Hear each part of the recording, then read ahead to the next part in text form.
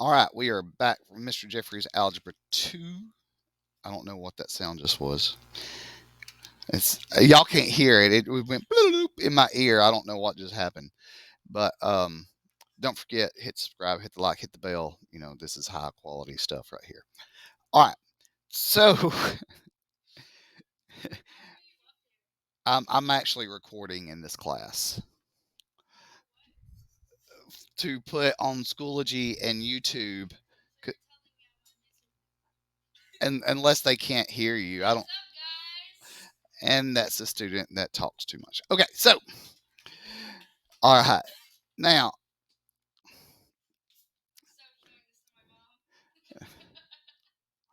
oh, I have lots of different videos. Like there were some of the ones from Algebra 1 where I wear wigs. Like I had a clown wig, had a like a rock star wig, and yeah. No, I don't edit. That takes too much time. Yep. Oh, bother. All right. So, high quality. Hey, I'm kind of a big deal. I have like 89 subscribers. Okay. So, yeah.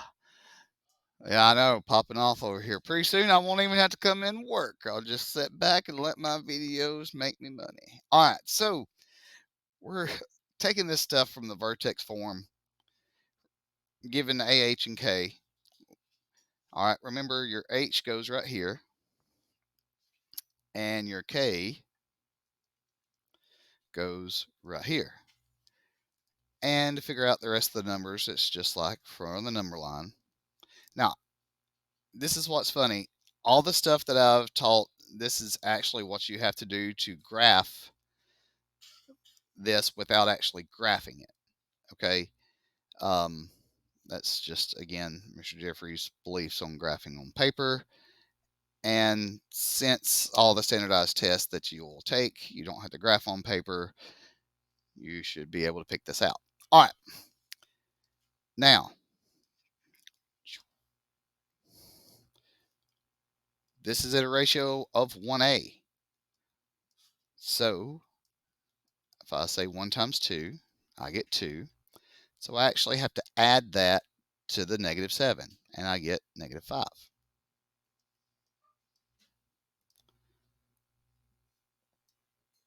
This is 3A, which is 3 times 2, which is 6. So I add 6 right here, and that's how I get 1. Okay, so basically it's with just giving you the AH and K here, you should be able to apply what we learned on Friday and go from there. Oh, I'm sorry, let me rephrase that. Should apply what I taught on Friday. Now, whether people were awake and paying attention and actually learned, that is a them problem, not a me problem. Okay. All right. So for number 2, 4 goes here, 8 goes here. 2, 2, 2, 3, 4, 5, 6. All right. 1A. Well, this is 1 times negative 1, which is negative 1. All right. 8 minus 1 is 7. And then this other one is 3A. So this is 3 times negative 1, which is negative 3. So, yes. Where? Where it says 1A? Yeah. Had a student ask if that was a parenthesis. No, it's just a poorly written one. How did I what?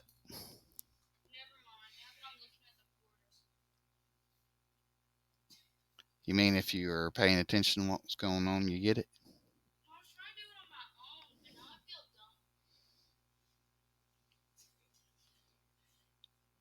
The first step in healing is realizing there's a problem.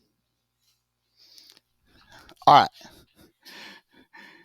right. I'm spilling the shade and throwing the tea. All right. So now there's not a lot of difference between what we did Friday, or I'm sorry, what I covered Friday and what I'm covering today. Okay. Um, it's just a different situation. We've seen quadratics actually set up like this when we were doing factoring and oh goodness, I'm sleepy. Pajama day. And quadratic formula and different things like that. Okay. So some of the same things still apply. All right. Are we all good here? Anybody need more time? Just a second. Un momento, por favor.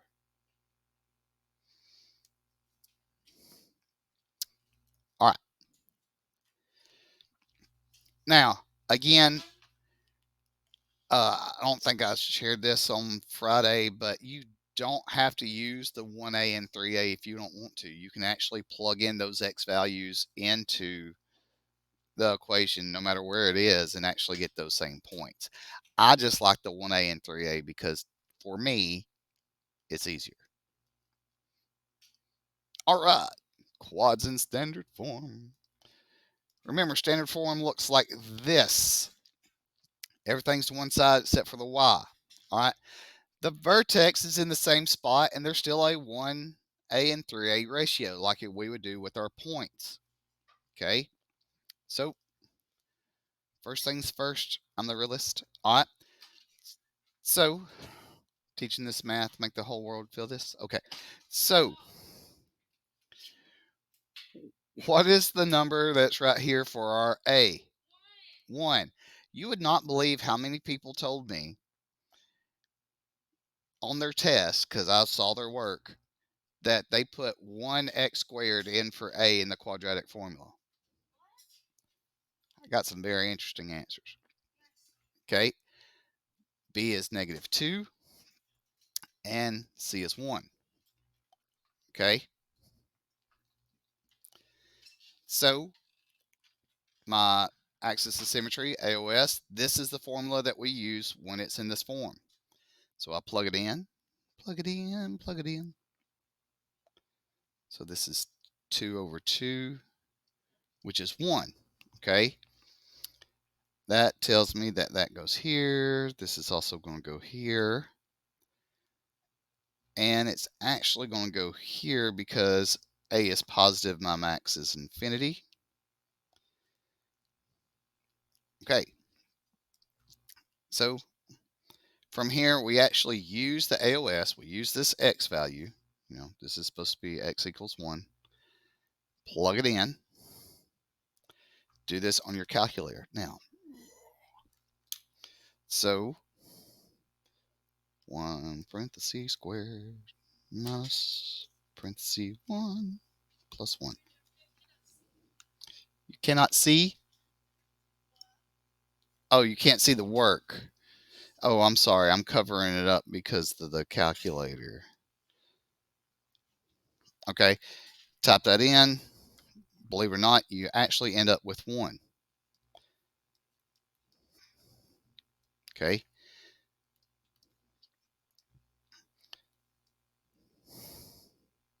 0, -1.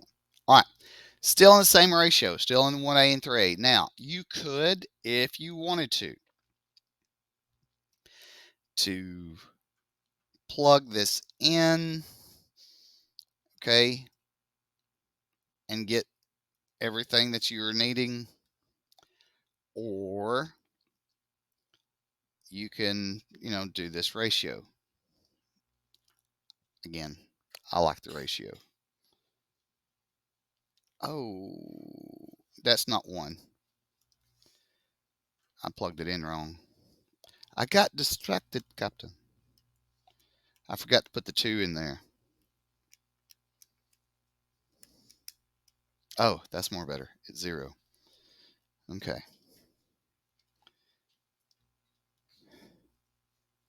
All right.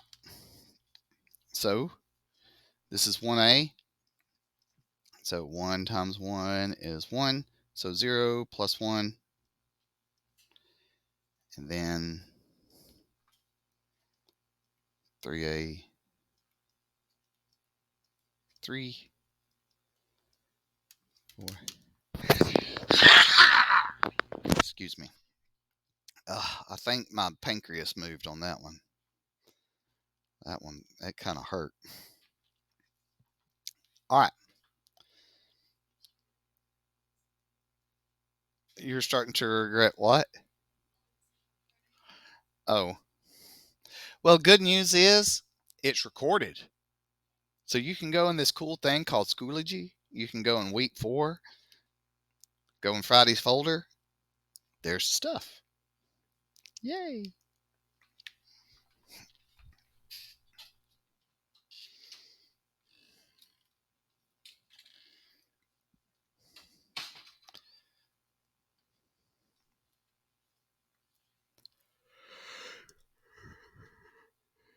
Sorry for the dead time. I'm waiting for students to finish copying up. You just have to look at me.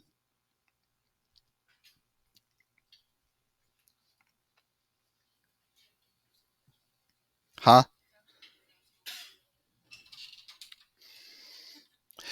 People forget that that's actually in there because I actually record a lot of my stuff. And this, oh, I was absent. You didn't teach me. Well, that's a you problem right now because you have options, you have resources. I mean, me on Schoology is your resource.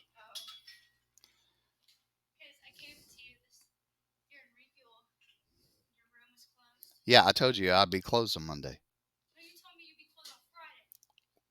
And then I said it was for half the day type Friday. You just didn't listen.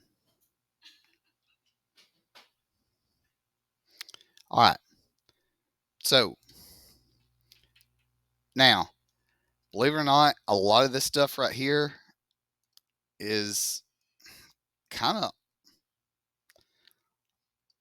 old concepts.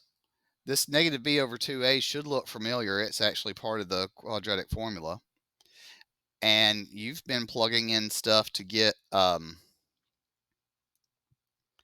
plugging in domains to get ranges for a long time. Okay.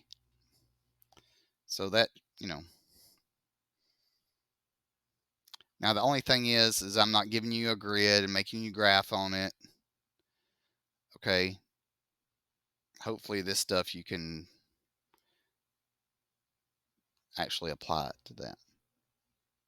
All right. Let's look at number 2. All right. So what is A for example 2? -1. What's B? 6, -3. All right. So we know that A is negative. So we know our minimum is going to be negative infinity. And our max is going to be our vertex. Okay. So plugging this in, doing the math. I could do it all in the calculator if I wanted to, but I'm not. All right. So we get our axis of symmetry of 3. So that's how we know this. And we plug this in here.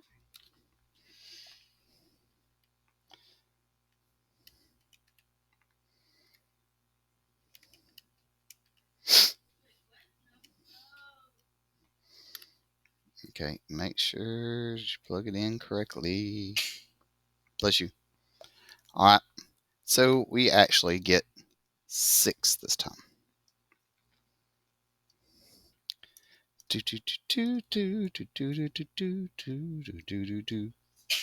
Bless you. All right. So, oh, I forgot to do the 6 right here. That's our vertex. All right. So 1a. Well, this is 1 times -1, which is -1. All right. So what is 6 minus 1? 5. Okay. 3a. Yep. All right. So 5 minus 3 is 2.